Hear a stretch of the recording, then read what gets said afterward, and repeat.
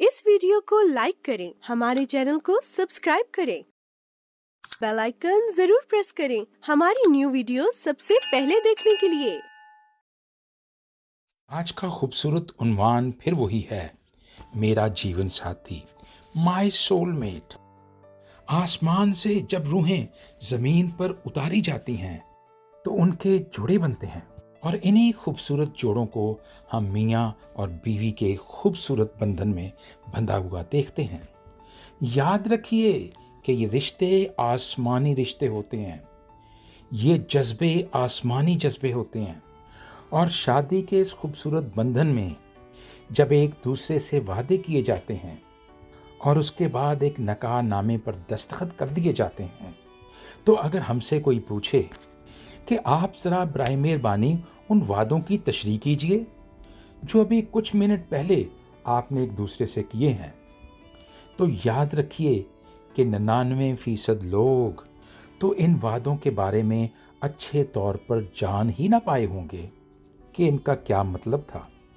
और इसमें कोई शक नहीं कि शादी के किए हुए ये वादे जुबान से तो कर दिए जाते हैं, मगर दिल से कभी इनको समझा जा ही नहीं सकता, क्योंकि तालीम की कमी है और हमें शायद सारी ज़िंदगी ये सोचने का मौका ही नहीं मिलता कि हमने क्या वादे किए थे। निकाह में बांधे जाने के वक्त में एक खूबसूरत रस्म अदा की जाती है। हमारी तीसरी उंगली में एक अंगूठी पहना दी जाती है। ये तीसरी उंगली, जिसे हम रिंग फिंगर कहते हैं, इसको एक और खूबसूरत नाम से भी याद किया जाता है और वो नाम है हार्ट फिंगर, क्योंकि शादी का ये मामला दिल का मामला होता है। इसीलिए दिल के इस मामले को अंगूठी में डालकर उसे तीसरी उंगली या हमारी हार्ट फिंगर में पहना दिया जाता है। अंगूठी देख के वैसे हम होते बहुत खुश हैं, कभी बार बार इसको हिलाते भी हैं। तो अब मेरे अजीज़ों, याद रख लीजिए कि चूंकि ये अब दिल का मामला होता है, इसलिए इसकी कैलकुलेशन दिमाग से नहीं बल्कि दिल ही से की जाती है। मिसाल लीजिए, आप बाज़ार में जाते हैं, आपको कोई चीज़ पसंद आ जाती है। लेडीज़ को कोई कपड़ा पसंद आ जाता है और जेंट्स को कोई घड़ी या मोबाइल पसंद आ जाता है। तो इस पसंद में कोई कीमत नहीं देखी जाती, यानी शौक दा कोई मुल नहीं, तो हम उन्हें खरीद लेते हैं।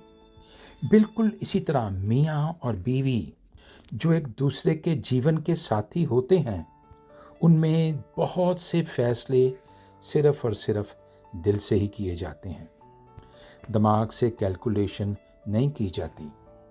आज भी जब शादीशुदा जोड़ों से ये सवाल किया जाता है कि आप एक दूसरे से कितनी मोहब्बत करते हैं, तो वो 6 बच्चों की तरफ इशारा करके कहते हैं, ये बच्चे एम ही आ गए ने।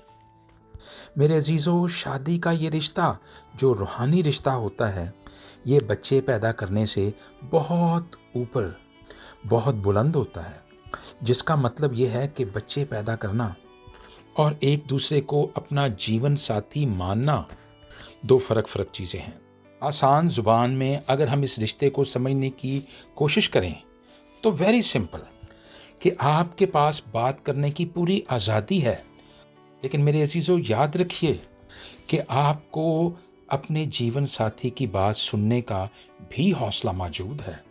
जहां आप बात समझा सकते हैं, वहां आपको बात समझना भी ज़रूरी है। और अगर मेरे अजीज़ों बात समझ ना आए तो अपने जीवन साथी से कहें कि आपको दोबारा समझा दे। यही एक दूसरे को कबूल करना होता है। ये वही वादा होता है जो हमने शादी के वक्त एक दूसरे से किया होता है। आपका जीवन साथी जो बिल्कुल आपके साथ ही होता है, मगर याद रखने की बात यह है कि ये एक दूसरे ख़ानदान से आया होता है। इसकी सोच में और आपकी सोच में ज़मीन और आसमान का फ़र्क भी हो सकता है। जब हमारा फ़र्क हमारे बहन भाइयों के साथ होता है, जिनके साथ हम एक ही चंगेर में रोटी खाते हैं, और वो बच्चे जो कि ट्विंस पैदा होते हैं और बिल्कुल एक जैसे होते हैं, उनकी सोच में भी ज़मीन और आसमान का फ़र्क होता है, तो हमारे साथी में क्यों ना होगा? इसका जवाब तो बिल्कुल सिंपल है, और जवाब ये है कि अपने जीवन साथी को उसकी तमाम बुराइयों और उसकी तमाम अच्छाइयों समेत ही कबूल करें। और इससे मुराद ये है कि हम एक दूसरे के गुनाह, एक दूसरे की गलतियों को दरगुजर करें, उनकी कमज़ोरियों को दरगुजर करें और अपने अंदर, अपने वजूद में कुर्बानी देने का जज्बा भी पैदा कर लें। इस रिश्ते में, इस जज्बे में हिसाब किताब नहीं होता, यानी दिमाग को इस्तेमाल कर कर इस रिश्ते को टटोला नहीं जा सकता।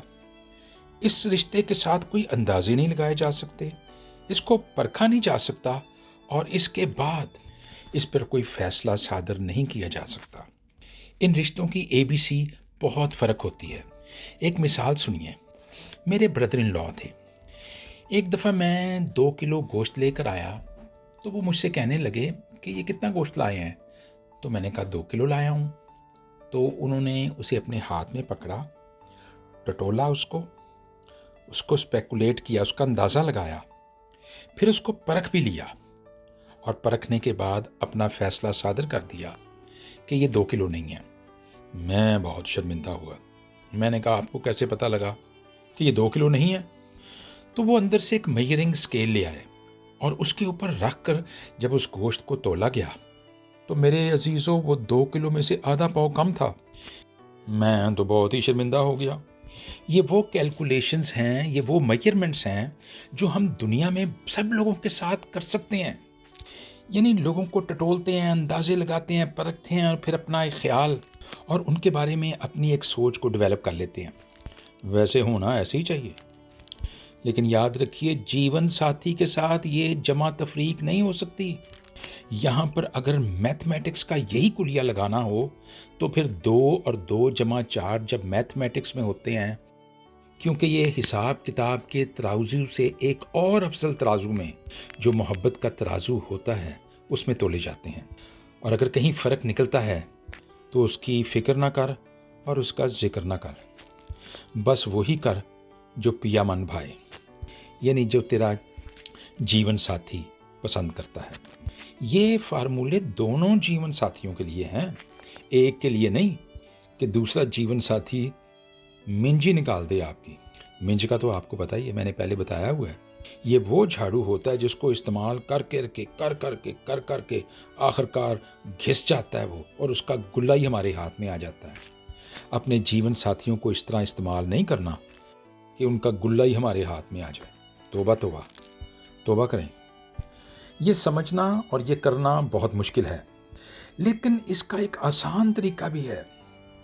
और आसान तरीका ये है कि जीवन साथी एक दूसरे से वादा करें कि वो 1 दिन या 2 दिन या 3 दिन ऐसी ही सोच रखेंगे और फिर सोच को आहिस्ता आहिस्ता दिनों में बढ़ाते जाएं और फिर आखिर में यही एक दूसरे को कह सकें, जो तुमको हो पसंद वही बात कहेंगे, तुम दिन को अगर रात कहो रात कहेंगे। एक प्यार का नगमा है, मौजों की रवानी है, जिंदगी और कुछ भी नहीं, तेरी मेरी कहानी है। खुदावन आपके साथ हो, आपको खूब बरकत दे। आमीन।